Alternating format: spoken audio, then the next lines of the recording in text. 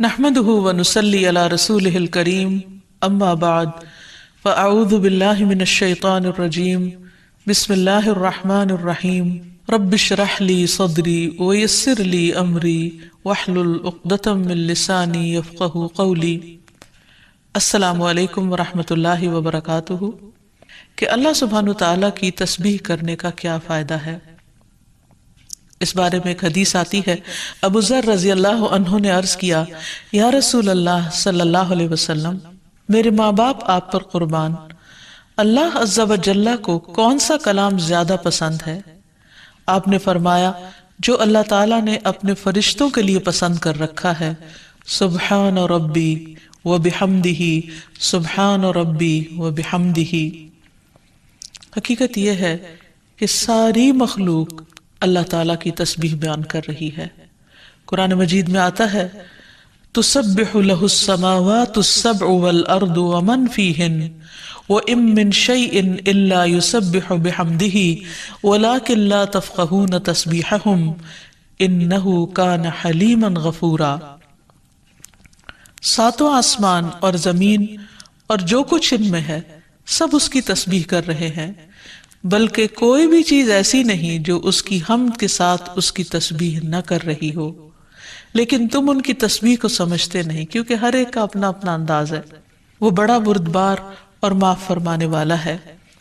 سورۃ النور میں بھی اللہ سبحانہ وتعالیٰ فرماتے ہیں، أَلَمْ تَرَ أَنَّ اللَّهَ يُسَبِّحُ لَهُ مَنْ فِي السَّمَاوَاتِ وَالْأَرْضِ وَالطَّيْرُ صَافَّاتٍ كُلٌّ قَدْ عَلِمَ صَلَاتَهُ وَتَسْبِيحَهُ وَاللَّهُ عَلِيمٌ بِمَا يَفْعَلُونَ۔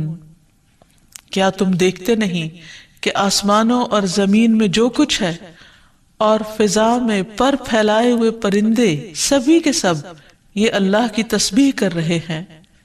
ہر مخلوق کو اپنی نماز اور تسبیح کا طریقہ معلوم ہے، اور اللہ اسے خوب جاننے والا ہے جو وہ کرتے ہیں۔ بہت ہی خوبصورت آیت ہے جس سے یہ پتہ چلتا ہے کہ نمبر ایک، ساری مخلوق تسبیح کر رہی ہے، سب اللہ کے ذکر میں مشغول ہیں، ایک ذرے سے لے کر بڑے بڑے ستارے اور سیارے۔ اور پھر خصوصاً پرندوں کی بات کی گئی، یعنی زمین اور آسمان کی مخلوق تو کر ہی رہی ہے تسبیح، لیکن ان دونوں کے درمیان جو پرندے اڑتے ہوئے نظر آ رہے ہیں، اور بعض اوقات صفوں کی شکل میں، یعنی صف باندھے ہوئے یا پر پھیلاتے ہوئے اور سکیڑتے ہوئے یا اڑتے ہوئے، سب مل کر یا اکیلے اکیلے، یہ سب اللہ سبحانہ تعالیٰ کی پاکی بیان کرتے ہیں۔ ویسے بھی آپ نے دیکھا ہوگا کہ صبح اور شام کے اوقات میں بڑے بڑے درختوں پر بیٹھے ہوئے ہزاروں کی تعداد میں پرندے یک زبان ہو کر اللہ سبحانہ تعالیٰ کی تسبیح کر رہے ہوتے ہیں، ذکر کر رہے ہوتے ہیں۔ فرمایا یہ سب اللہ کی تسبیح کرتے ہیں۔ تیسری بات یہ فرمائی گئی کہ ہر مخلوق کو اپنی نماز اور تسبیح کا طریقہ معلوم ہے۔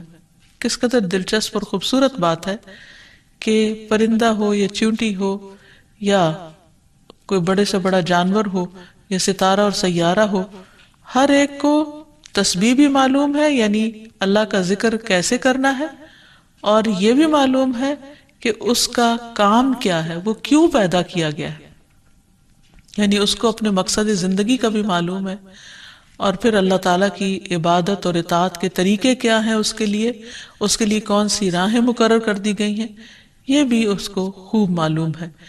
تو اس میں حیرت کی بات یہ ہے کہ اگر ساری مخلوق یہ جانتی ہے تو پھر انسان کا انجان بننا اس کے لیے کس قدر خطرناک ہے۔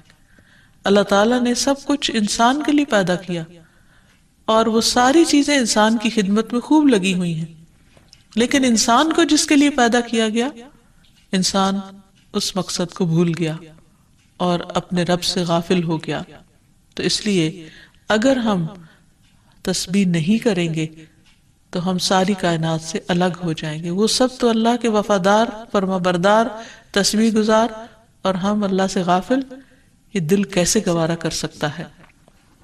اس لیے زیادہ سے زیادہ اللہ سبحانہ و تعالیٰ کی تسبیح کرنی چاہیے۔ ایک حدیث سے یہ بھی پتہ چلتا ہے کہ چیونٹیاں بھی اللہ کی تسبیح کرتی ہیں۔ جب ایک موقع پر کسی نے چیونٹیوں کو جلا دیا تو اللہ سبحانہ و تعالیٰ نے ان سے یہی کہا کہ تم نے گروہوں میں سے ایک ایسے گروہ کو جلا دیا جو اللہ کی تسبیح بیان کرتا ہے، اور ویسے بھی آگ کا عذاب اللہ کے سوا کسی اور کو دینے کا حق نہیں۔ پھر اسی طرح جو کھانا ہم کھاتے ہیں وہ بھی اللہ کی تسبیح کرتا ہے۔ عبداللہ بن مسعود رضی اللہ عنہما بیان کرتے ہیں کہ ہم آپ صلی اللہ علیہ وسلم کے زمانے میں کھاتے وقت کھانے کی تسبیح سنتے تھے، یعنی نبی صلی اللہ علیہ وسلم سنوا سکتے تھے کہ کس طرح کھانا تسبیح کر رہا ہے۔ پھر اسی طرح فرشتے بھی اللہ تعالیٰ کی تسبیح کرتے ہیں، جس کا وہ اقرار خود کر رہے تھے کہ وَنَحْنُ نُسَبِّحُ بِحَمْدِكَ وَنُقَدِّسُ لَكَ، کہ ہم تیری حمد کے ساتھ تیری تسبیح کرتے ہیں اور تیری پاکی بیان کرتے ہیں۔ قرآن مجید میں سورۃ الشورى میں بھی آتا ہے وَالْمَلَائِكَةُ يُسَبِّحُونَ بِحَمْدِ رَبِّهِمْ، اور فرشتے اپنے رب کی حمد کے ساتھ اس کی تسبیح کرتے ہیں، یعنی تعریف بھی کرتے ہیں، تسبیح بھی کرتے ہیں۔ تسبیح کا مطلب ہوتا ہے اللہ تعالیٰ کو ہر عیب اور نقص سے پاک قرار دینا، اور حمد ہوتا ہے اللہ تعالیٰ کی تعریف بیان کرنا، یعنی اس کی خوبیوں پر اور اس کے کمالات پر اس کی تعریف کرنا۔ پھر اسی طرح وہ فرشتے جو عرش کو اٹھائے ہوئے ہیں وہ بھی اللہ تعالیٰ کی تسبیح کرتے رہتے ہیں۔ الذین یحملون العرش ومن حولہ یسبحون بحمد ربہم، جو فرشتے عرش اٹھائے ہوئے ہیں اور جو اس کے ارد گرد ہیں سب اپنے پروردگار کی حمد کے ساتھ اس کی تسبیح کرتے ہیں۔ ایک اور جگہ پر آتا ہے وَتَرَى الْمَلَائِكَةَ حَافِّينَ مِنْ حَوْلِ الْعَرْشِ يُسَبِّحُونَ بِحَمْدِ رَبِّهِمْ، نیز اس دن آپ دیکھیں گے یعنی قیامت کے دن کہ فرشتے عرش کے گرد حلقہ باندھے اپنے پروردگار کی تعریف کے ساتھ تسبیح کر رہے ہیں۔ پھر اسی طرح بعض مواقع پر جب وحی نازل ہوئی تو نزول وحی کے وقت حاملین عرش سے لے کر تمام انسانوں کے فرشتوں نے تسبیح کی، یعنی انسان کی ہدایت کے لیے اتنی بہترین کتاب اتاری جا رہی تھی۔ اور تسبیح فرشتوں کی خوراک بھی ہے، یعنی جیسے ہم انسان کھانا پینا کرتے ہیں اسی طرح فرشتوں کو کسی مادی چیز کے کھانے کی ضرورت نہیں ہوتی، وہ ان کی تسبیح جو ہے وہی خوراک ہے۔ اس بارے میں حضرت عائشہ کہتی ہیں کہ میں نے نبی صلی اللہ علیہ وسلم سے پوچھا کہ دجال کے زمانے میں ایمان والوں کا کھانا کیا ہوگا، یعنی اتنا فتنے کا دور ہوگا اور ہر شخص چھپ جائے گا اور چاہے گا کہ وہ اس فتنے سے بچ جائے، تو پھر وہ کیا کھائے گا؟ آپ نے فرمایا جو فرشتوں کا ہے، یعنی تسبیح، تکبیر، تحمید، تحلیل، یعنی اللہ تعالیٰ کی حمد و ثنا کرنا، اللہ کا ذکر کرنا۔ اور تسبیح کیوں نہ کی جائے؟ کیونکہ اللہ سبحانہ وتعالیٰ نے قرآن مجید میں اپنے حبیب محمد صلی اللہ علیہ وسلم کو بارہا تسبیح بیان کرنے کا حکم دیا ہے۔ فرمایا فَسَبِّحْ بِاسْمِ رَبِّكَ الْعَظِيمِ، سو اپنے بہت عظمت والے رب کے نام کی تسبیح کیا کریں۔ پھر ہے سبح اسم ربک الاعلی، اپنے رب کے نام کی تسبیح کریں جو سب سے بلند ہے۔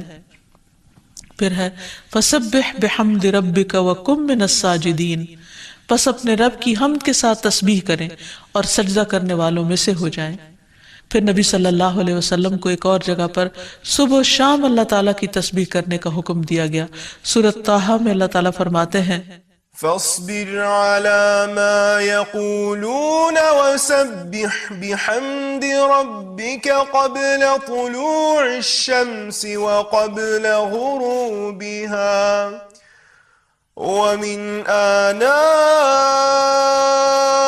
الليل فسبح وأطراف النهار لعلك ترضى۔ سو اس پر صبر کرو جو وہ کہتے ہیں، اور سورج طلوع ہونے سے پہلے اور اس کے غروب ہونے سے پہلے اپنے رب کی حمد کے ساتھ تسبیح کرو، اور رات کے کچھ اوقات میں بھی پس تسبیح کرو، اور دن کے کناروں میں بھی، تاکہ تم خوش ہو جاؤ۔ یعنی خوشی کا راز، اطمینان اور سکون کا راز اللہ تعالیٰ کی تسبیح کرنے میں ہے، جو ذکر کا ایک بہترین طریقہ ہے، اور یہ ایمان والوں کی علامت بھی ہے، کیونکہ قرآن مجید میں آتا ہے انما یؤمن بآیاتنا الذین اذا ذکروا بها خروا سجدا وسبحوا بحمد ربهم وهم لا يستكبرون، کہ ہماری آیات پر تو وہی لوگ ایمان رکھتے ہیں کہ جب انہیں ان کے ساتھ نصیحت کی جاتی ہے تو وہ سجدہ کرتے ہوئے گر پڑتے ہیں، یعنی جھک جاتے ہیں، اور اپنے رب کے حمد کے ساتھ اس کی تسبیح کرتے ہیں اور وہ تکبر نہیں کرتے۔ یعنی یہ ہوتی ہے مومن کی شان کہ وہ اللہ کی تعریف میں کھویا ہوتا ہے، اللہ کی پاکیزگی بیان کرتا ہے، وہ اپنے رب کی قدر کو پہچانتا ہے اور اپنے کوتاہیوں کو اور اپنی غلطیوں کو، اسی لیے وہ اللہ تعالیٰ کی پاکی بیان کرتا ہے اور اپنے قصور کا اعتراف کرتا ہے، اور اس کی زبان اللہ کے ذکر سے تر رہتی ہے۔ پھر اسی طرح یہ ہے کہ تسبیح تمام مخلوق کے رزق کی کنجی بھی ہے۔ اللہ کے نبی نوح علیہ السلام کی وفات کا وقت جب قریب آیا تو انہوں نے اپنے بیٹے سے فرمایا کہ میں تمہیں ایک وصیت کر رہا ہوں، سبحان اللہ و بحمدہ کا ورد کرتے رہنا، یہ ہر چیز کی نماز ہے، اس کے ذریعے مخلوق کو رزق ملتا ہے، تو جو شخص یہ چاہتا ہو کہ اس کے رزق میں کشادگی ہو، اسے بھی کثرت کے ساتھ تسبیح کرنی چاہیے۔ جیسے اللہ تعالیٰ قرآن مجید میں حکم بھی دیتے ہیں، یا ایھا الذین آمنوا اذکروا اللہ ذکرا کثیرا وسبحوہ بکرۃ واصیلا، اے ایمان والو اللہ کو بکثرت یاد کیا کرو اور صبح و شام اس کی تسبیح بیان کیا کرو۔ یعنی انسان کو خاص طور پر صبح اور شام کے اوقات میں تسبیح کرنی چاہیے، جس کی تفصیل احادیث میں ہمیں ملتی ہے۔ رسول اللہ صلی اللہ علیہ وسلم خود بھی کثرت کے ساتھ سبحان اللہ و بحمدہ استغفر اللہ و اتوب الیہ پڑھا کرتے تھے کہ پاک ہے اللہ اور اس کی تعریف کے ساتھ، اور میں اللہ تعالیٰ سے بخشش طلب کرتا ہوں اور میں اس کی طرف توبہ کرتا ہوں۔ پھر اسی طرح تسبیح اہل جنت کی پکار بھی ہوگی، دعواہم فیہا سبحانک اللہم، کہ ان کی پکار وہاں ہوگی کہ اے اللہ تو پاک ہے ہر عیب سے، ہر کمی کوتاہی سے، ہر نقص سے، یعنی تو بے عیب ہے، منزہ ہے۔ اور یہ اللہ سبحانہ وتعالیٰ کو نہایت پسند ہے کہ اس کی کوئی مخلوق اس کی پاکی بیان کرے، کیونکہ وہ اس کا مستحق ہے، وہ ہے ہی پاک۔ پھر یہ ہے کہ اہل جنت بھی صبح و شام اللہ تعالیٰ کی تسبیح بیان کریں گے، اس لیے ضروری ہے کہ انسان یہ سلسلہ دنیا سے ہی شروع کر دے۔ اہل جنت کی تسبیح جو ہے وہ ان کے سانسوں میں جاری کر دی جائے گی، اور پھر جو لوگ اللہ تعالیٰ کی تسبیح نہیں کرتے وہ دراصل بد نصیب ہیں، کیونکہ وہ اتنی بڑی خیر سے محروم ہو رہے ہیں جو دنیا میں ان کے لیے سکون کا باعث ہے اور آخرت میں ان کے لیے رب کے قرب کا ذریعہ ہوگی۔ تسبیح کے لیے جو الفاظ استعمال ہوتے ہیں اس میں سبحان اللہ و بحمدہ، سبحان ربی الاعلی، سبحان ربی العظیم، یہ تمام کلمات جو ہیں یہ تسبیح کے ہیں۔ اس کے علاوہ ایک اور حدیث سے ہمیں پتہ چلتا ہے، سمرہ بن جندب کہتے ہیں کہ رسول اللہ صلی اللہ علیہ وسلم نے فرمایا، اللہ کے نزدیک سب سے زیادہ محبوب کلمات 4 ہیں، سبحان اللہ والحمد للہ ولا الہ الا اللہ واللہ اکبر، اور تمہیں اس میں سے کسی بھی کلمے سے شروع کرنا نقصان نہ دے گا، یعنی پہلے الحمدللہ بھی کہہ سکتے ہیں یا سبحان اللہ پہلے کہہ سکتے ہیں، لیکن یہ اللہ تعالیٰ کے نہایت پسندیدہ ترین کلمات ہیں۔ پھر اسی طرح آپ صلی اللہ علیہ وسلم نے یہ بھی فرمایا کہ بے شک تم لوگ اللہ کی عظمت کا جو ذکر کرتے ہو، یعنی تسبیح، تحلیل، تحمید، جو الفاظ بھی کہتے ہو، وہ عرش کے ارد گرد چکر لگاتے ہیں، ان کی ایسی بنبناہٹ ہوتی ہے جیسے شہد کی مکھیوں کی بنبناہٹ، وہ اپنے کہنے والے کا ذکر اللہ کے ہاں کرتے ہیں، کیا تم نہیں چاہتے کہ اللہ کے ہاں تمہارا ذکر ہوتا رہے؟ تو اس سے پتہ چلتا ہے کہ انسان اگر یہ چاہتا ہے کہ اللہ سبحانہ وتعالیٰ کے ہاں اس کا ذکر ہو تو اس کو چاہیے کہ دنیا میں وہ کثرت کے ساتھ تسبیح کرے، کیونکہ تسبیحات کا پڑھنا تمام چیزوں سے بہتر ہے۔ ابو ہریرہ کی روایت میں آتا ہے کہ رسول اللہ صلی اللہ علیہ وسلم نے فرمایا، سبحان اللہ والحمد للہ ولا الہ الا اللہ واللہ اکبر، کہ اللہ پاک ہے اور سب تعریفیں اسی کے لیے ہیں، اللہ کے سوا کوئی معبود نہیں اور اللہ سب سے بڑا ہے، یہ کہنا میرے نزدیک ہر اس چیز سے محبوب ہے جس پر سورج طلوع ہو، یعنی بڑے بڑے سونے چاندی کے ڈھیر سے بھی زیادہ پسندیدہ تھا نبی صلی اللہ علیہ وسلم کے نزدیک ان کلمات کا ذکر کرنا، ورد کرتے رہنا۔ پھر اسی طرح یہ کلمات جو زبان پر بہت ہلکے ہیں اور میزان میں بہت بھاری ہیں اور الرحمن کو بہت ہی پیارے ہیں، وہ ہیں سبحان اللہ و بحمدہ، سبحان اللہ العظیم۔ پھر ایک بار تسبیح پڑھنے سے زمین و آسمان بھر جاتا ہے۔ رسول اللہ صلی اللہ علیہ وسلم نے فرمایا، طہارت نصف ایمان کے برابر ہے، اور الحمدللہ کہنا میزان کو بھر دیتا ہے۔ سبحان اللہ اور الحمدللہ کہنے سے زمین و آسمان کے درمیانی فضا بھر جاتی، یعنی کتنا فاصلہ ہے زمین و آسمان کے بیچ کا، لیکن انسان کیا اس کے لیے بھی اس کو کچھ مشکل ہے کہ اللہ سبحانہ وتعالیٰ کی محبت کے ساتھ پاکی بیان کرے اور تسبیح کرے، جس کا ریوارڈ اتنا بڑا ہے اس کے لیے؟ آج دنیا میں انسان کو وہ نظر نہیں آتا، لیکن کل قیامت کو انسان ایک ایک نیکی کا محتاج ہوگا تو وہاں اس کو اس کی قدر آئے گی. اس لیے بہتر ہے کہ آج اپنے لیے انسان ذخیرہ اور سرمایہ اکٹھا کر لے. پھر اسی طرح انسان جب تسبیح کرتا ہے تو اس کے گناہ بھی مٹتے ہیں، یعنی ایک طرف اس کی نیکیوں میں اضافہ ہوتا ہے اور دوسری طرف اس کے گناہوں کو جھاڑنے کا ذریعہ بنتا ہے. انس رضی اللہ عنہ کہتے ہیں کہ رسول اللہ صلی اللہ علیہ وسلم ایک ایسے درخت کے پاس سے گزرے جس کے پتے سوکھ چکے تھے. آپ نے اس پر لاٹھی ماری تو اس کے پتے جھڑنے لگے. پھر آپ نے فرمایا الحمدللہ وسبحان اللہ ولا الہ الا اللہ واللہ اکبر سے اسی طرح گناہ جھڑتے ہیں جس طرح اس درخت کے پتے جھڑے ہیں. پھر اسی طرح یہ 100 اونٹوں سے افضل عمل ہے. نبی صلی اللہ علیہ وسلم نے فرمایا جس نے سورج طلوع ہونے اور اس کے غروب ہونے سے قبل 100 بار سبحان اللہ کہا تو یہ اس کے لیے 100 اونٹوں سے بہتر ہے. یعنی اتنی بڑی کمائی اور نیکیوں کا اتنا بڑا ذخیرہ ہے. پھر اسی طرح تسبیح کے کچھ اور کلمات ہیں کہ جن سے آسمان کے دروازے کھل جاتے ہیں. ابن عمر کہتے ہیں کہ ہم رسول اللہ صلی اللہ علیہ وسلم کے ساتھ نماز پڑھ رہے تھے کہ جماعت میں سے ایک آدمی نے کہا اللہ اکبر کبیرہ والحمد للہ کثیرا وسبحان اللہ بکرۃ واصیلا. تو رسول اللہ صلی اللہ علیہ وسلم نے فرمایا اس طرح کے کلمات کہنے والا کون ہے؟ جماعت میں سے ایک آدمی نے عرض کیا اے اللہ کے رسول میں ہوں. آپ نے فرمایا کہ مجھے تعجب ہوا کہ اس کے لیے آسمان کے دروازے کھولے گئے. ابن عمر فرماتے ہیں کہ میں نے ان کلمات کو پھر کبھی نہیں چھوڑا جب سے اس کے بارے میں میں نے رسول اللہ صلی اللہ علیہ وسلم کو یہ فرماتے ہوئے سنا کیا کہ اس شخص کے لیے آسمان کے دروازے کھول دیے گئے، یعنی ان کلمات کے پڑھنے کی وجہ سے. پھر تسبیحات کا پڑھنا جنت میں درخت لگانے کا سبب بنتا ہے. پھر اسی طرح انسان کے تمام جوڑوں کا صدقہ ہر روز اس پر واجب ہو جاتا ہے اور یہ تسبیحات اس کے لیے ہر جوڑ سے صدقے کا باعث بنتی ہیں. پھر یہ ہے کہ تسبیحات عمر میں اضافے کا ذریعہ بھی بنتی ہیں. نبی صلی اللہ علیہ وسلم نے فرمایا اللہ کے نزدیک اس مومن سے افضل کوئی نہیں جسے حالت اسلام میں لمبی عمر دی گئی ہو اس کی تسبیح و تکبیر اور تحلیل کی وجہ سے. پھر اسی طرح انسان کے لیے یہ تسبیحات محرومی سے بچاؤ کا ذریعہ بھی ہیں. رسول اللہ صلی اللہ علیہ وسلم نے فرمایا کچھ دعائیں ایسی ہیں جن کو 100 مرتبہ پڑھنے والا کبھی محروم نہیں ہوتا. سبحان اللہ والحمد للہ ولا الہ الا اللہ واللہ اکبر.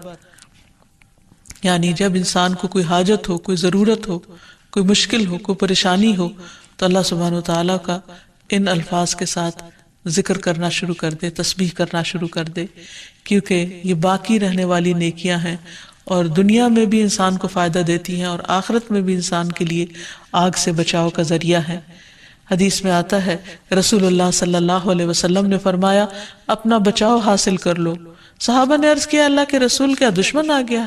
آپ نے فرمایا نہیں، لیکن جہنم سے تمہارا بچاؤ سبحان اللہ والحمد للہ ولا الہ الا اللہ واللہ اکبر سے ہے. اور یہی کلمات باقیات صالحات ہیں. پھر اسی طرح دل کی گھٹن اور سینے کی تنگی کا علاج بھی تسبیح میں ہے. پریشانی، ڈر اور خوف کو دور کرنے کا ذریعہ بھی تسبیحات ہیں. تو ہر موقع کی مناسبت سے انسان کو تسبیح کرتے رہنا چاہیے.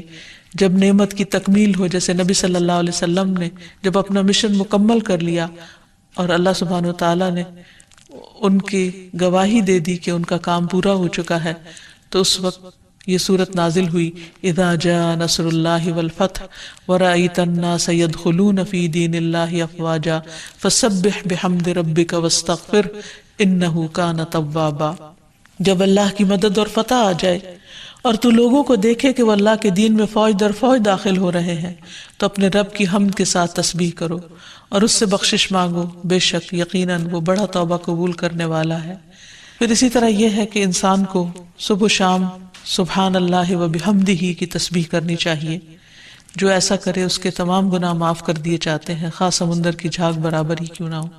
پھر خصوصاً فجر کے بعد انسان 3 بار یہ کلمات پڑھے، سبحان اللہ و بحمدہ عدد خلقہ و رضا نفسہ و زنۃ عرشہ و مداد کلماتہ، اللہ کی تعریف اور اسی کی پاکی ہے، اس کی مخلوق کی تعداد کے برابر، اس کی رضا اور اس کے عرش کے وزن اور اس کے کلمات کی سیاہی کے برابر، یعنی اللہ سبحانہ وتعالیٰ کی تعریف ہر چیز سے زیادہ۔ پھر اسی طرح یہ ہے کہ فجر کے بعد اور عصر کے بعد خصوصی طور پر تسبیح کا وقت ہوتا ہے اور ساری مخلوق اس وقت تسبیح میں مشغول ہوتی ہے۔ پھر رکوع اور سجدوں میں اللہ تعالیٰ کی تسبیح بیان کرنی چاہیے، نماز کے بعد تسبیحات فاطمہ پڑھنی چاہیے، سوتے وقت وہ تسبیحات پڑھنی چاہیے جو نبی صلی اللہ علیہ وسلم نے حضرت فاطمہ کو سکھائی تھی۔ پھر اسی طرح نبی صلی اللہ علیہ وسلم رات کو جب تک نیند نہیں آتی تھی مسلسل تسبیح کرتے رہتے تھے۔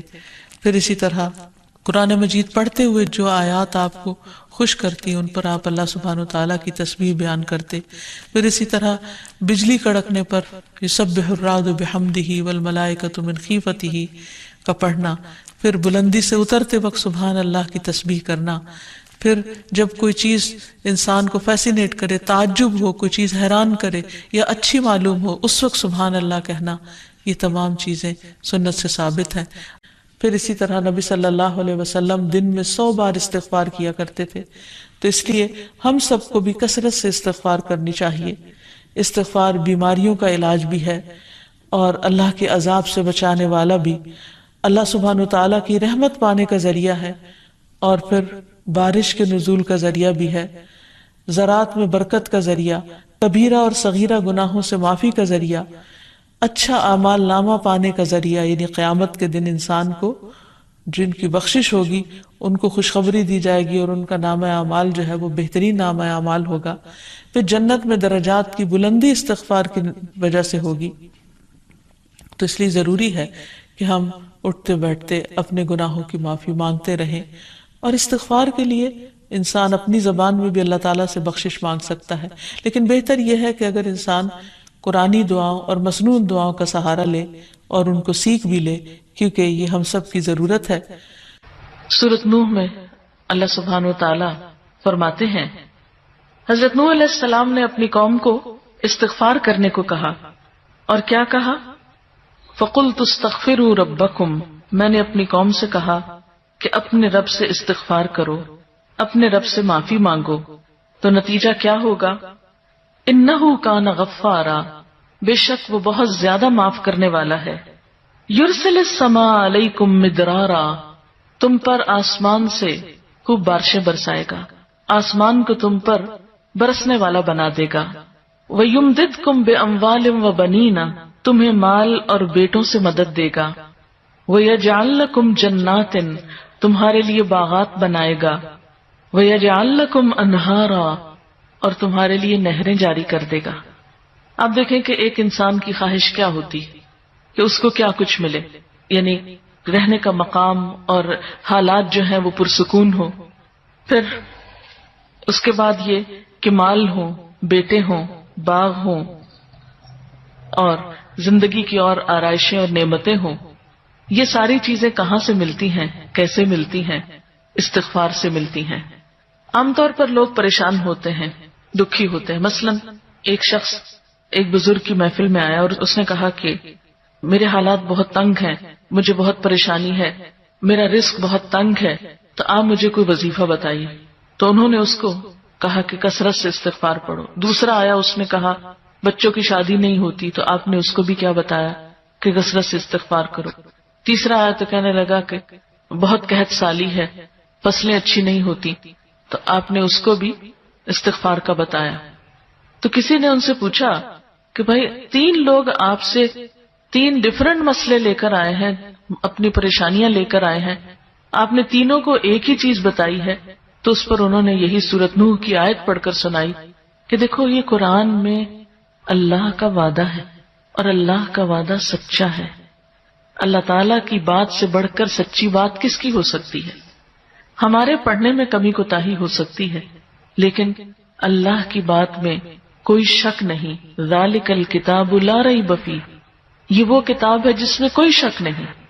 لیکن یہ ہے کہ بعض اوقات ہم خود پڑھنے میں کوتاہی کر دیتے ہیں، تو جن کا رشتہ نہ ہو رہا ہو وہ بھی، جن کا ہو چکا ہو اور شادی کے پرابلمز ہو وہ بھی، جن کا ہو چکا اور پھر بچے نہ ہو وہ بھی، ان سب کے لیے ایک ہی وظیفہ ہے، اور وہ کیا ہے؟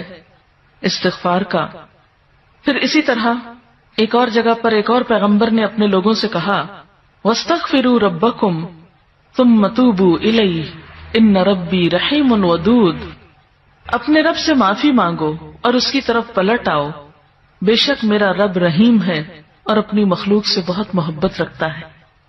یعنی جب کسی بندے پر کوئی تکلیف آتی ہے تو ایسا نہیں کہ اللہ تعالیٰ اس پر خوش ہوتے ہیں اور جان بوجھ کے ستانا چاہتے ہیں بندوں کو، اللہ تو بندوں کے حق میں بہت مہربان ہے۔ پھر سوال یہ پیدا ہوتا ہے کہ تکلیف آتی کیوں؟ اگر وہ ہم سے محبت کرتا ہے اور وہ بہت مہربان ہے، تو بات یہ ہے کہ کچھ چیزیں ہم اچھے حالات میں سیکھتے ہیں اور کچھ چیزیں ہم ہارڈ شپ سے سیکھتے ہیں۔ کچھ نعمتوں کی قدر ہم اچھے طریقے سے ویسے ہی کر لیتے ہیں، اور کچھ چیزوں کی قدر ہمیں اس وقت آتی ہے جب کوئی مشکل پیش آتی ہے۔ آپ دیکھیے کہ اس کی مثال یوں ہی ہے کہ جیسے کچھ کھانے آپ کچے ہی کھا لیتے ہیں، جیسے فروٹس وغیرہ ہیں، آپ کو پکانے کی ضرورت نہیں ہوتی، لیکن کچھ کھانے آپ کو پکا کر کھانے ہوتے ہیں۔ اسی طرح زندگی میں کچھ حالات ایسے ہوتے ہیں کہ جن میں آپ آرام سے سیکھ جاتے ہیں، یا کچھ باتیں آپ کو بغیر کسی مشکل کے سمجھ میں آ جاتی ہیں، لیکن کچھ باتیں آپ کو مشکل آنے پر سمجھ آتی ہیں۔ اور جس طرح انسان پختہ اور میچور ہوتا ہے مشکلات میں، آپ نے دیکھا ہوگا کہ جو بچے ہارڈ شپس میں پلتے ہیں وہ بڑے ہو کر ان میں اسٹیمنا زیادہ ہوتا ہے، لیکن جو بچے بہت نعمتوں میں اور نازوں میں پلتے ہیں وہ اتنے بہادر اور اتنے ہمت والے نہیں ہوتے۔ اس لیے دھوپ اور چھاؤں، غم اور خوشی، دونوں اس کائنات کا حسن ہے۔ دن اور رات ایک بہت بڑی نشانی ہے ہمارے لیے۔ تو اس لیے جب تکلیف آتی ہے تو اس موقع پر انسان اللہ کی طرف زیادہ رجوع کرتا ہے، اللہ کو زیادہ یاد کرتا ہے، زیادہ ذکر کرتا ہے، اور اس طرح انسان کے گناہ دنیا میں ہی معاف ہونے لگتے ہیں۔ ایک اور جگہ پر آتا ہے وَأَنِ اسْتَغْفِرُوا رَبَّكُمْ ثُمَّ تُوبُوا إِلَيْهِ يُمَتِّعْكُمْ مَتَاعًا حَسَنًا، اور یہ کہ تم اپنے رب سے معافی چاہو اور اس کی طرف پلٹ آؤ تو وہ تم کو اچھا سامانی زندگی دے گا۔ یعنی دنیا کی اچھی نعمتیں کس سے ملیں گی؟ استغفار سے۔ تسبیح کے لیے جو الفاظ استعمال ہوتے ہیں اس میں سبحان اللہ و بحمدہ، سبحان ربی الاعلی، سبحان ربی العظیم، یہ تمام کلمات جو ہیں یہ تسبیح کے ہیں۔ اس کے علاوہ ایک اور حدیث سے ہمیں پتہ چلتا ہے، سمرہ بن جندب کہتے ہیں کہ رسول اللہ صلی اللہ علیہ وسلم نے فرمایا اللہ کے نزدیک سب سے زیادہ محبوب کلمات 4 ہیں، سبحان اللہ والحمد للہ ولا الہ الا اللہ واللہ اکبر، اور تمہیں اس میں سے کسی بھی کلمے سے شروع کرنا نقصان نہ دے گا، یعنی پہلے الحمدللہ بھی کہہ سکتے ہیں یا سبحان اللہ پہلے کہہ سکتے ہیں، لیکن یہ اللہ تعالیٰ کے نہایت پسندیدہ ترین کلمات ہیں۔ پھر اسی طرح آپ صلی اللہ علیہ وسلم نے یہ بھی فرمایا کہ بے شک تم لوگ اللہ کی عظمت کا جو ذکر کرتے ہو، یعنی تسبیح، تحلیل، تحمید، جو الفاظ بھی کہتے ہو، وہ عرش کے ارد گرد چکر لگاتے ہیں، ان کی ایسی بنبناہٹ ہوتی ہے جیسے شہد کی مکھیوں کی بنبناہٹ، وہ اپنے کہنے والے کا ذکر اللہ کے ہاں کرتے ہیں، کیا تم نہیں چاہتے کہ اللہ کے ہاں تمہارا ذکر ہوتا رہے؟ تو اس سے پتہ چلتا ہے کہ انسان اگر یہ چاہتا ہے کہ اللہ سبحانہ وتعالیٰ کے ہاں اس کا ذکر ہو تو اس کو چاہیے کہ دنیا میں وہ کثرت کے ساتھ تسبیح کرے، کیونکہ تسبیحات کا پڑھنا تمام چیزوں سے بہتر ہے۔ ابو ہریرہ کی روایت میں آتا ہے کہ رسول اللہ صلی اللہ علیہ وسلم نے فرمایا سبحان اللہ والحمد للہ ولا الہ الا اللہ واللہ اکبر، کہ اللہ پاک ہے اور سب تعریفیں اسی کے لیے ہیں، اللہ کے سوا کوئی معبود نہیں اور اللہ سب سے بڑا ہے، یہ کہنا میرے نزدیک ہر اس چیز سے محبوب ہے جس پر سورج طلوع ہو، یعنی بڑے بڑے سونے چاندی کے ڈھیر سے بھی زیادہ پسندیدہ تھا نبی صلی اللہ علیہ وسلم کے نزدیک ان کلمات کا ذکر کرنا، ورد کرتے رہنا۔ پھر اسی طرح یہ کلمات جو زبان پر بہت ہلکے ہیں اور میزان میں بہت بھاری ہیں اور الرحمن کو بہت ہی پیارے ہیں، وہ ہے سبحان اللہ و بحمدہ، سبحان اللہ العظیم۔ پھر ایک بار تسبیح پڑھنے سے زمین و آسمان بھر جاتا ہے۔ رسول اللہ صلی اللہ علیہ وسلم نے فرمایا طہارت نصف ایمان کے برابر ہے، اور الحمدللہ کہنا میزان کو بھر دیتا ہے۔ سبحان اللہ اور الحمدللہ کہنے سے زمین و آسمان کے درمیانی فضا بھر جاتی، یعنی کتنا فاصلہ ہے زمین و آسمان کے بیچ کا، لیکن انسان کیا اس کے لیے بھی اس کو کچھ مشکل ہے کہ اللہ سبحانہ و تعالیٰ کی محبت کے ساتھ پاکی بیان کرے اور تسبیح کرے، جس کا ریوارڈ اتنا بڑا ہے اس کے لیے۔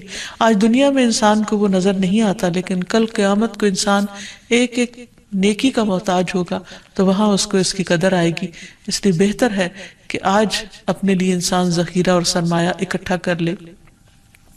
پھر اسی طرح انسان جب تسبیح کرتا ہے تو اس کے گناہ بھی مٹتے ہیں، یعنی ایک طرف اس کی نیکیوں میں اضافہ ہوتا ہے اور دوسری طرف اس کے گناہوں کو جھاڑنے کا ذریعہ بنتا ہے۔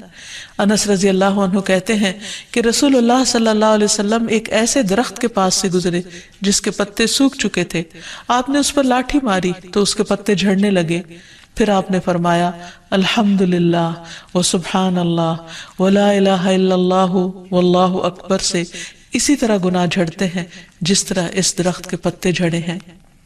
پھر اسی طرح یہ 100 اونٹوں سے افضل عمل ہے۔ نبی صلی اللہ علیہ وسلم نے فرمایا جس نے سورج طلوع ہونے اور اس کے غروب ہونے سے قبل 100 بار سبحان اللہ کہا تو یہ اس کے لیے 100 اونٹوں سے بہتر ہے، یعنی اتنی بڑی کمائی اور نیکیوں کا اتنا بڑا ذخیرہ ہے۔ پھر اسی طرح تسبیح کے کچھ اور کلمات ہیں کہ جن سے آسمان کے دروازے کھل جاتے ہیں۔ ابن عمر کہتے ہیں کہ ہم رسول اللہ صلی اللہ علیہ وسلم کے ساتھ نماز پڑھ رہے تھے کہ جماعت میں سے ایک آدمی نے کہا اللہ اکبر کبیرہ والحمد للہ کثیرا وسبحان اللہ بکرۃ واصیلا، تو رسول اللہ صلی اللہ علیہ وسلم نے فرمایا اس طرح کے کلمات کہنے والا کون ہے؟ جماعت میں سے ایک آدمی نے عرض کیا اے اللہ کے رسول میں ہوں۔ آپ نے فرمایا کہ مجھے تعجب ہوا کہ اس کے لیے آسمان کے دروازے کھولے گئے۔ ابن عمر فرماتے ہیں کہ میں نے ان کلمات کو پھر کبھی نہیں چھوڑا جب سے اس کے بارے میں نے رسول اللہ صلی اللہ علیہ وسلم کو یہ فرماتے ہوئے سنا، کیا کہ اس شخص کے لیے آسمان کے دروازے کھول دیے گئے، یعنی ان کلمات کے پڑھنے کی وجہ سے۔ پھر تسبیحات کا پڑھنا جنت میں درخت لگانے کا سبب بنتا ہے۔ پھر اسی طرح انسان کے تمام جوڑوں کا صدقہ ہر روز اس پر واجب ہو جاتا ہے، اور یہ تسبیحات اس کے لیے ہر جوڑ سے صدقے کا باعث بنتی ہیں۔ پھر یہ ہے کہ تسبیحات عمر میں اضافے کا ذریعہ بھی بنتی ہیں۔ نبی صلی اللہ علیہ وسلم نے فرمایا اللہ کے نزدیک اس مومن سے افضل کوئی نہیں جسے حالت اسلام میں لمبی عمر دی گئی ہو اس کی تسبیح و تکبیر اور تحلیل کی وجہ سے۔ پھر اسی طرح انسان کے لیے یہ تسبیحات محرومی سے بچاؤ کا ذریعہ بھی ہیں۔ رسول اللہ صلی اللہ علیہ وسلم نے فرمایا کچھ دعائیں ایسی ہیں جن کو 100 مرتبہ پڑھنے والا کبھی محروم نہیں ہوتا، سبحان اللہ والحمد للہ ولا الہ الا اللہ واللہ اکبر، یعنی جب انسان کو کوئی حاجت ہو، کوئی ضرورت ہو، کوئی مشکل ہو، کوئی پریشانی ہو تو اللہ سبحانہ وتعالیٰ کا ان الفاظ کے ساتھ ذکر کرنا شروع کر دے، تسبیح کرنا شروع کر دے، کیونکہ یہ باقی رہنے والی نیکیاں ہیں اور دنیا میں بھی انسان کو فائدہ دیتی ہیں اور آخرت میں بھی انسان کے لیے آگ سے بچاؤ کا ذریعہ ہے۔ حدیث میں آتا ہے رسول اللہ صلی اللہ علیہ وسلم نے فرمایا اپنا بچاؤ حاصل کر لو۔ صحابہ نے عرض کیا اللہ کے رسول کیا دشمن آ گیا ہے؟ آپ نے فرمایا نہیں، لیکن جہنم سے تمہارا بچاؤ سبحان اللہ والحمد للہ ولا الہ الا اللہ واللہ اکبر سے ہے، اور یہی کلمات باقیات صالحات ہیں۔ پھر اسی طرح دل کی گھٹن اور سینے کی تنگی کا علاج بھی تسبیح میں ہے، پریشانی، ڈر اور خوف کو دور کرنے کا ذریعہ بھی تسبیحات ہیں۔ تو ہر موقع کی مناسبت سے انسان کو تسبیح کرتے رہنا چاہیے۔ السلام علیکم ورحمۃ اللہ وبرکاتہ، کیا حال ہے سب؟ الحمدللہ کہ آپ لوگوں کو آج کل رات کو قیام کرنے کا موقع مل رہا ہے اور سبھی لیلۃ القدر کی تلاش میں ہیں۔ اللہ سبحانہ وتعالیٰ سب کو نصیب کرے اور سب کی دعائیں بھی قبول کرے، عبادات قبول فرمائے۔ تو یہاں پر ایک سوال پیدا ہوتا ہے کہ کیا لیلۃ القدر کی فضیلت جو ہے اس کا اطلاق سارے نیک اعمال پر ہوتا ہے یا پھر کچھ مخصوص اعمال ہوتے ہیں؟ یعنی لیلۃ القدر میں کوئی بھی نیک عمل کرتے رہے تو اس کا اجر کئی لاکھ گنا زیادہ ہو جائے گا، یا یہ فضیلت یا یہ بشارت صرف چند اعمال پر ہے؟ تو اس میں آپ دیکھیے کہ شیخ صالح العثیمین ہیں، ایک عالم ہیں بہت بڑے فتویٰ کمیٹی کے، تو وہ کہتے ہیں کہ جو لوگ لیلۃ القدر میں اعمال کی اقسام کے بارے میں بات کرتے ہیں تو وہ کہتے ہیں کہ اس رات میں کیے جانے والے اعمال ان 1000 مہینوں سے افضل ہیں جن میں لیلۃ القدر نہیں ہوتی. یعنی جو لوگ اس بات کو عمومی بنا دیتے ہیں وہ ایک غلطی کا ارتکاب کرتے ہیں. یعنی اس فضیلت کا اطلاق سارے اعمال پہ نہیں ہوتا کہ کچھ بھی کر لو.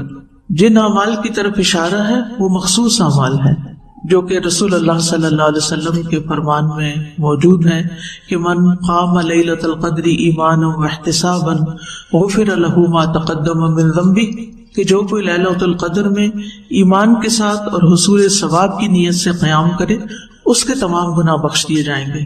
تو اس سے کیا پتہ چلتا ہے کہ اصل عبادت لیلۃ القدر کی کیا ہے؟ قیام. رات کو کھڑے ہو کر یا اگر کھڑے نہیں ہو پا رہے تو بیٹھ کر زیادہ سے زیادہ نوافل پڑھے جائیں، قیام کیا جائے، قرآن سنا جائے، قرآن پڑھا جائے. تو نماز کے اندر 3 چیزیں ہوتی ہیں نا، ایک قیام ہوتا ہے، ایک قرآن کی تلاوت ہوتی ہے، قیام ہوتا ہی تلاوت کے ساتھ ہے، اور پھر کچھ دعائیں ہیں. جیسے آج کل آپ نماز کے اذکار سیکھ رہے ہیں تو یہ دعائیں بھی پڑھتے ہیں، آپ سجدے میں دعائیں کرتے ہیں، 2 سجدوں کے بیچ میں دعائیں کرتے ہیں، رکوع میں کرتے ہیں، رکوع سے کھڑے ہو کر کرتے ہیں. اسی طرح ہاتھ باندھ کر سب سے پہلے شروع ہی دعا سے کرتے ہیں اللہم باعد بینی و بین خطایا. تو 3 اہم چیزیں ہو گئی، قیام ہو گیا، قرات ہو گئی، دعا ہو گئی. ٹھیک ہے. لیکن بعض لوگوں نے اس رات میں کچھ خدمت خلق کے کاموں کو ان عبادات کے برابر قرار دیا ہے. وہ کہتے ہیں جیسے بھوکے کو کھانا کھلانا، بے لباس کو کپڑا پہنانا، بیماروں کا علاج کرنا، غریبوں کو صدقہ دینا، والدین کے ساتھ حسن سلوک کرنا، پڑوسیوں سے حسن سلوک، رشتہ داروں سے تعلقات جوڑنا. تو یہ لیلۃ القدر کے اعمال نہیں ہیں. یعنی یہ اعمال جو لوگوں کو فائدہ پہنچانے کے، یہ لیلۃ القدر کے نہیں ہیں. لیلۃ القدر کے اعمال کیا ہیں؟ قیام اللیل. یہ آپ دوسرے دنوں میں دن اور رات کریں، آپ کو کوئی روکنے والا نہیں. لیکن ہر وقت اور ہر موقع کا ایک الگ کام ہوتا ہے. عربی میں ایک محاورہ ہے لِكُلِّ مَقَامٍ مَقَال. ہر موقع کی مناسبت سے کوئی بات ہوتی ہے، یعنی اور وہ بات اسی موقع کی مناسبت سے کرنی چاہیے، کیونکہ اگر وہ موقع کی مناسبت سے کی جائے تو وہ خوبصورت ہوتی ہے، اس کا فائدہ ہوتا ہے. اور اگر بے موقع کی جائے تو وہ جیسے پنجابی میں کہتے ہیں نا کہ ویلے دی نماز کویلے دی ٹکرا. تو یعنی اصل نماز کیا ہے؟ جو وقت کے اندر ادا کی جائے. تو اصل عبادت لیلۃ القدر کی کیا ہے؟ قیام. بس ایک لفظ اگر یاد رہے نا، قیام، اور آپ کا سارا فوکس اسی پر ہی ہونا چاہیے کہ ان راتوں میں زیادہ سے زیادہ نوافل ادا کرنے ہیں، اور اس میں بھی تعداد کی زیادتی نہیں مقصود. اصل کیا ہے؟ قیام، کہ دیر تک یکسو ہو کر نماز کی حالت میں عبادت کی جائے. تو وہ کہتے ہیں کہ جو شخص لیلۃ القدر کا ثواب حاصل کرنے کی نیت سے مسجد یا کسی اور جگہ قیام کرے، گھر میں کر سکتے ہیں اگر مسجد میں نہیں جگہ یا نہیں جانے کا موقع، کیونکہ سب لوگ مسجد تک نہیں پہنچ سکتے، خصوصاً خواتین. قرآن کی تلاوت کرے اور دعا کرے. یہ وہ شخص ہے جو شریعت کے مطابق عمل کرتا ہے. اور ایسا شخص شریعت کے مطابق عمل نہیں کرتا جو قیام، تلاوت قرآن اور دعا کو تو چھوڑ دے، اس کی بجائے صدقہ اور دوسروں کے ساتھ حسن سلوک اور رشتہ داریاں جوڑنا اور ان کو وزٹ کرنا اور اس طرح کے اعمال شروع کر دے. یہ ایک نئی سوچ ہے جس کا ابتدا میں کوئی تصور نہیں تھا کہ لوگ ان راتوں میں یہ کام نہیں کرتے تھے بلکہ قیام کرتے تھے. اب یہ ہے کہ لیلۃ القدر میں دعا کون سی کی جائے؟ آپ جو چاہیں دعا کریں، لیکن خاص دعا جو ہمیں بتائی گئی ہے اس رات کی مناسبت سے وہ حضرت عائشہ سے روایت ہے. وہ کہتی ہے کہ اے اللہ کے نبی صلی اللہ علیہ وسلم، یہ بتائیے کہ اگر مجھے شب قدر حاصل ہو جائے تو میں اس میں کیا دعا مانگوں؟ نبی صلی اللہ علیہ وسلم نے فرمایا تم یہ دعا مانگو اللہم انک عفو تحب العفو فاعف عنی. اے اللہ تو خوب معاف کرنے والا ہے، معاف کرنے کو پسند کرتا ہے. یعنی خود بھی معاف کرتا ہے بہت زیادہ، اور بندوں سے بھی کیا پسند کرتا ہے کہ وہ ایک دوسرے کو معاف کر دے، لہٰذا مجھے معاف کر دے. تو اس میں آپ دیکھیے کہ اگر ہم چاہتے ہیں کہ ان راتوں میں ہماری معافی ہو جائے تو ہمیں بھی اپنے دل سے دوسروں کو معاف کر دینا چاہیے. ابن رجب کہتے ہیں آخری عشرے میں تمام تر نیکیوں کو بخوبی بجا لانے کے ساتھ لیلۃ القدر میں خصوصی طور پر اللہ سے عفو درگزر طلب کرنے کو اس لیے کہا گیا ہے کیونکہ اعلیٰ مرتبت لوگ نیکیاں کرنے کے بعد ان پر اترانے کی بجائے یہی سمجھتے ہیں کہ ہم تو اللہ کا کچھ بھی حق ادا نہیں کر سکے، یعنی ساری عبادت کر کے بھی وہ کیا سمجھتے ہیں کہ ہم نے ابھی کچھ نہیں کیا، چنانچہ وہ ایک گناہگار اور قصوروار شخص کی مانند اللہ سے درگزر کا سوال کرتے ہیں کہ اللہ تو بس معافی کر دے ہمیں، ہم تیرا حق ادا نہیں کر سکتے، اور عبادت کا حق تو ادا ہو ہی نہیں سکتا، تیری نعمتوں کا شکر بھی ادا نہیں ہو سکتا، تو اس لیے ہم نے جو بھی ٹوٹی پھوٹی عبادت کی تو اسے قبول کر لے، اور جو ہم نہیں کر سکے تو ہمیں معاف کر دے۔ اس سے نہ پھر انسان کے دل میں دو چیزیں پیدا نہیں ہوتی، ایک تکبر پیدا نہیں ہوتا اور دوسرے گلٹ نہیں رہتا۔ ہم میں سے بہت سے لوگ بہت کچھ کرنے کے بعد بھی نا اندر سے شرمندہ ہوتے ہیں، یعنی کم از کم میں تو بہت ہی شرمندہ ہوں کہ اللہ جو کرنا چاہیے وہ کر نہیں پاتی، وہ ہو نہیں رہا، ہو بھی نہیں سکتا، یعنی دل تو کیا چاہتا ہے بہت کچھ کرے لیکن عملاً رات گزر جاتی ہے پتہ نہیں چلتا، کچھ بھی نہیں ہو پاتا، تو پھر دل میں نا ایک عجیب سی تکلیف ہوتی ہے کہ یا اللہ حق ادا نہیں ہو تو ہمیں معافی کر دے۔ تو اس لیے دونوں اعتبار سے معافی مانگنے کی ضرورت ہے۔ اگر یہ احساس ہو گیا ہے کہ بہت کچھ کر لیا تب بھی معافی مانگ لیں، اور اگر یہ احساس ہو گیا کہ کچھ نہیں کیا تب بھی معافی مانگ لیں، اللہ سبحانہ وتعالیٰ ہم سے قبول کر لے۔ تو اس لیے دل لگا کے محبت سے یہ دعا کثرت سے کرتے رہے۔ دعائیں تو ساری دعائیں ہیں، ساری اچھی، لیکن اگر ہمیں معافی مل گئی تو سمجھے سب کچھ مل گیا۔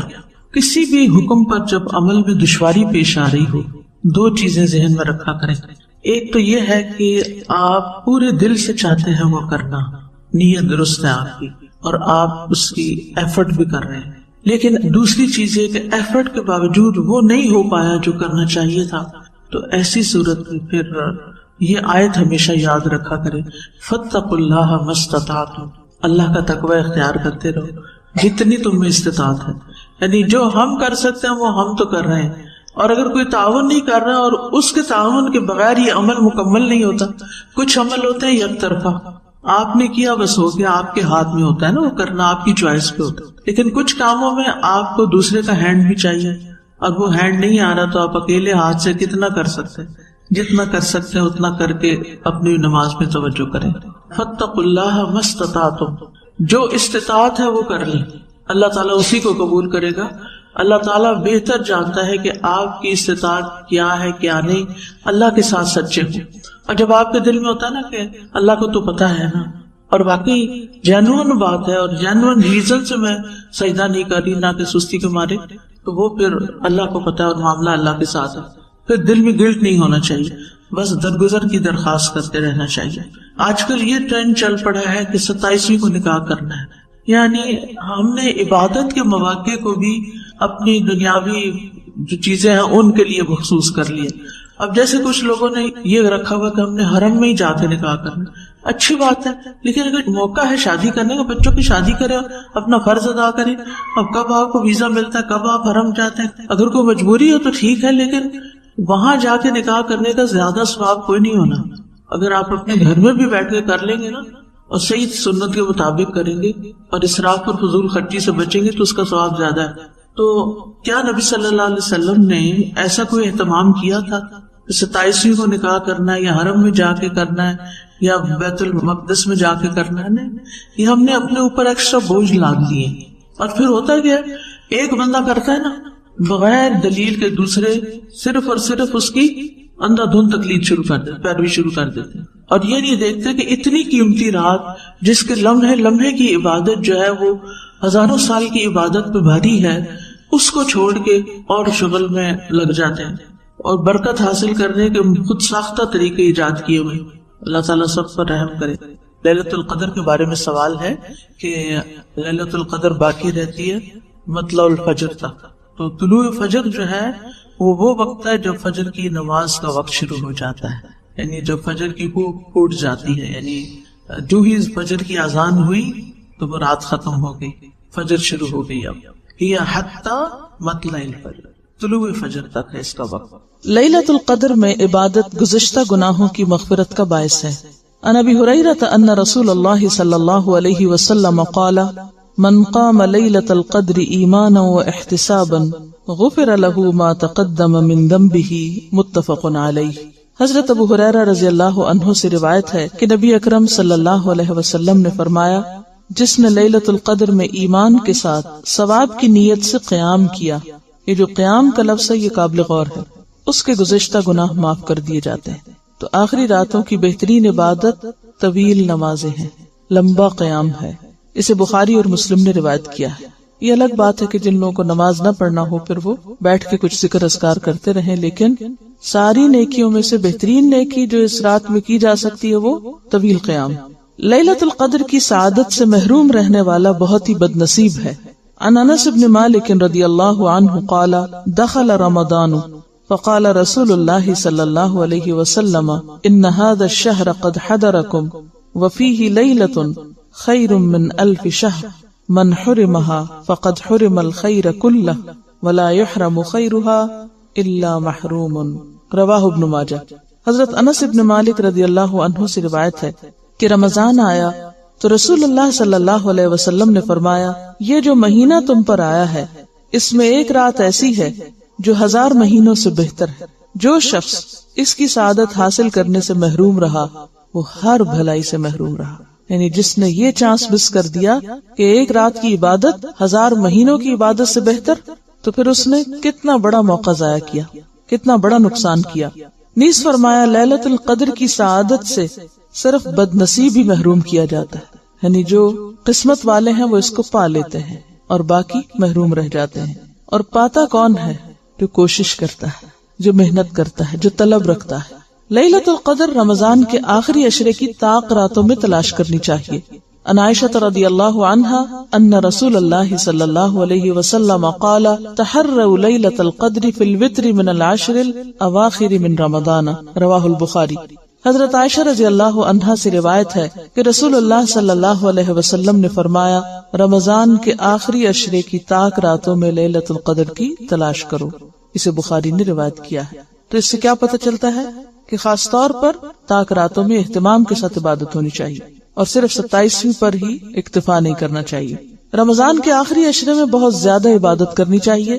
رمضان کے آخری عشرے میں اپنے اہل و عیال کو عبادت کے لیے خصوصی ترغیب دلانا مسنون ہے. یعنی صرف خود نہیں، بچوں کو، گھر والوں کو، اوروں کو بھی اس کی طرف توجہ دلائیں جیسے میں آپ کو توجہ دلا رہی ہوں. عن عائشہ رضی اللہ عنہا قالت کان النبی صلی اللہ علیہ وسلم یجتہد فی العشر الاواخر ما لا یجتہد فی غیرہ. رواہ ابن ماجہ. حضرت عائشہ رضی اللہ عنہا فرماتی ہیں کہ رمضان کے آخری عشرے میں نبی اکرم صلی اللہ علیہ وسلم باقی دنوں کی نسبت عبادت میں زیادہ کوشش فرماتے. اگر لفظی ترجمہ دیکھیں تو زیادہ فورسفل ہے. یجتہد، آپ کوشش کرتے، محنت کرتے، فی العشر الاواخر، آخری عشرے میں، ما لا، جو نہیں، یجتہد، وہ کوشش کرتے تھے، فی غیرہ، اس کے سوا کسی اور میں. یعنی پورے سال کی عبادت ایک طرف اور اس آخری عشرے کی عبادت ایک طرف. یعنی اتنی زیادہ آپ کی توجہ اس عشرے میں عبادت کی طرف ہوتی تھی. عن عائشہ رضی اللہ عنہا قالت کان رسول اللہ صلی اللہ علیہ وسلم اذا دخل العشر شد مئزرہ واحیا لیلہ وایقظ اہلہ. متفق علیہ.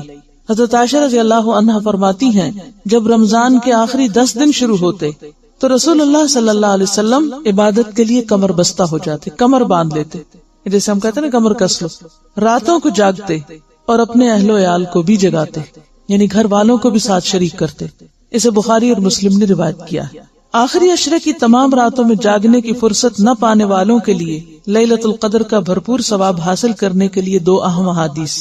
یعنی اگر کسی میں اتنی ہمت نہ ہو یا ایسی مصروفیت اور مجبوری ہو کہ پورا آخری عشرہ اعتکاف نہیں کر سکتے یا خاص عبادت نہیں کر سکتے تو پھر وہ کیا کریں. عن ابی ذر رضی اللہ عنہ قال قال رسول اللہ صلی اللہ علیہ وسلم انه من قام مع الامام حتى ينصرف كتب له قیام لیلۃ. رواہ الترمذی. حضرت ابو ذر رضی اللہ عنہ کہتے ہیں رسول اللہ صلی اللہ علیہ وسلم نے فرمایا